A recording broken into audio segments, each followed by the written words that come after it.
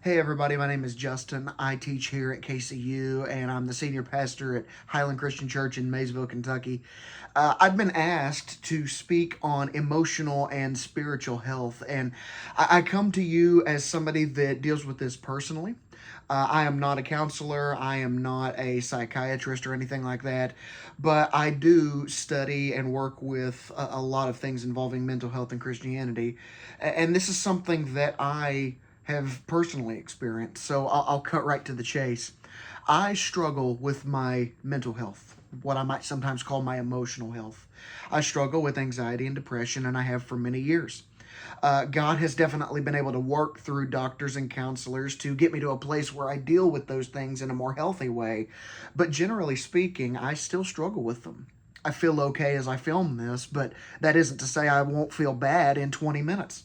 It just is one of those things. And maybe you find yourself in the same boat. Maybe you find yourself dealing with anxiety, depression, or any number of different things.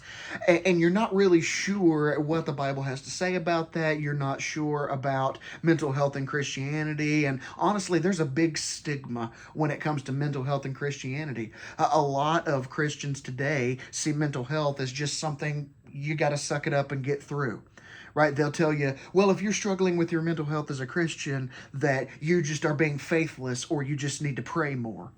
And that's a little bit insulting because I've been following Jesus for a lot of my life now, and I've been struggling with my mental health for a lot of my life now. And to tell somebody that's struggling with their mental health, you just need to pray more, you just need to have more faith, it is not good advice. We all could pray more, we all could have more faith. But I want to put it to you this way. Would you tell somebody struggling with a physical disease that they need to just take more vitamins? No, because that's ridiculous. So, likewise, you wouldn't just tell somebody struggling with their mental health as a Christian that they just need to pray more or they just need to have more faith. How can we go about settling this? How can you guys come to understand your emotional and your spiritual health and how they relate to one another? I just want to take a couple of minutes and share some of the things that I've learned about this with you to give you a better idea. So let me tell you this first. Your mental and emotional health directly affects your spiritual health. If you feel like you're spiritually dry, if you feel like you are absolutely running on empty spiritually, maybe you don't have a spiritual life to speak of at all, it might be because you've been struggling with your emotional health. Our emotional health is like water on pavement. It will find every crack and crevice of our life if we let it. Like if you're struggling with your emotional health, stands to reason your spiritual health's being affected too. One thing absolutely leads to another. Now let me answer this for you. Right? Does God care about your emotions? Right? This is something that's really difficult to deal with as a guy because the world tells us that the guys shouldn't use their emotions and they should just bottle everything up and repress everything. No, you absolutely should use your emotions in your relationship with God because God cares about your emotions.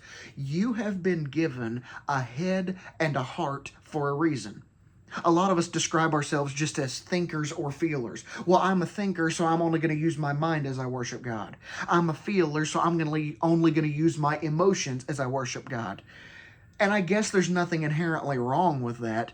But God's given you both for a reason. If He only meant for you to use one, He would have only given you one. You and I have a head and a heart for a reason, and therefore we are to use our emotions. We're made in God's image. God has emotions, and if God, the powerful, sovereign, majestic God of the universe, uses His emotions, then we can absolutely use our emotions too.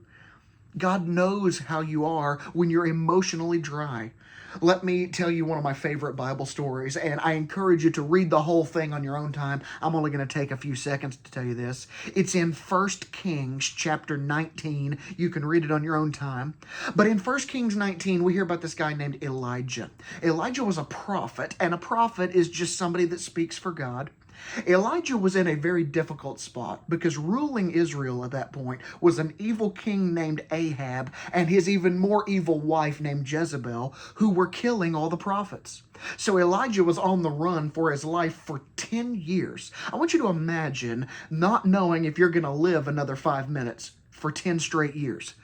That would depress you. That would make you incredibly anxious. And finally, in 1 Kings 19, Elijah had had enough.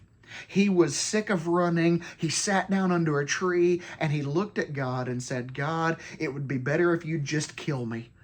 I can't go on living like this. Maybe you should just take me out. That's where he is mentally. And God tells Elijah to go and live in this cave for a little bit because he was going to pass by him. Well, I don't think you need me to tell you that for God to pass by you is an incredibly big event. And so the day that God was going to pass by Elijah, Elijah goes out and stands outside the cave. Outside the cave, he can see all the mountains that are around him.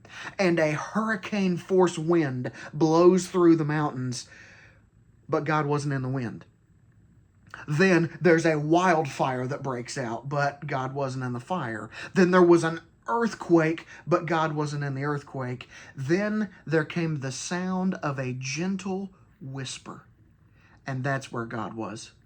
You see, God wanted Elijah to know that in the middle of his emotional pain, he was as close to him as a whisper. So when you're hurting, know that God is as close to you as a whisper. He is near to the brokenhearted. He knows how you are when you are desperately in emotional pain, and he deeply cares about that.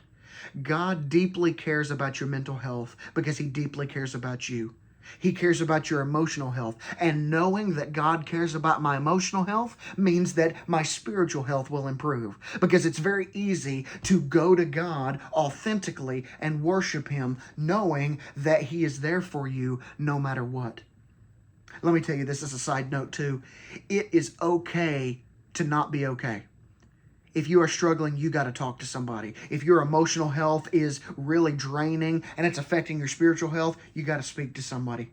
Speak to a teammate, speak to a professor, speak to Jake Ratliff, who's the campus minister, speak to anybody. Let them know that you're hurting, and we will do our very best to get you the resources so that you can get back to the place where God wants you to be. Good mental health is the key to good spiritual health. So when you are finding yourself on solid ground mentally, you'll begin to find yourself on solid ground spiritually.